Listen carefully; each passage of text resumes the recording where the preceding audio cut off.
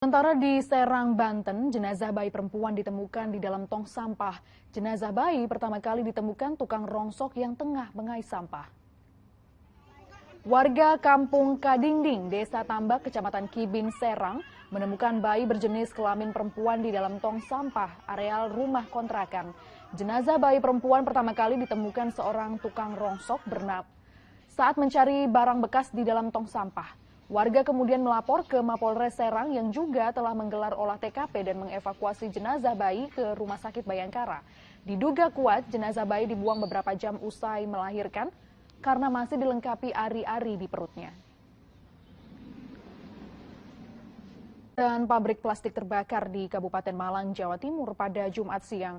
Banyak bahan yang mudah terbakar membuat api yang membakar 3 pabrik sekaligus ini sulit dipadamkan. Diduga korsleting listrik, toko mebel yang sekaligus dijadikan gudang di Duren Sawit, Jakarta Timur hangus terbakar pada Jumat siang. Api juga sempat menyambar rumah warga yang berada di belakang toko. Kobaran api dengan cepat melalap sebuah toko sekaligus gudang mebel di Jalan Pahlawan Revolusi, Duren Sawit, Jakarta Timur pada Jumat siang. Petugas pemadam kebakaran yang tiba di lokasi langsung berupaya memadamkan api. Banyaknya bahan maupun material yang mudah terbakar membuat api dengan cepat menghanguskan seluruh bangunan. Api yang sempat menyambar rumah warga di belakang toko akhirnya berhasil dipadamkan oleh petugas pemadam.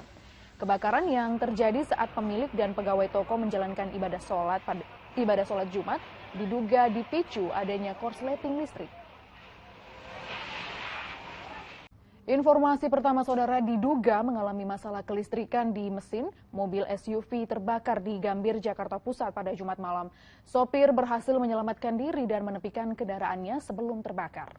Jenazah bayi hangus terbakar, saudara, ditemukan 2 orang bocah di tempat sampah di Wajo, Makassar, Sulawesi Selatan pada Jumat kemarin.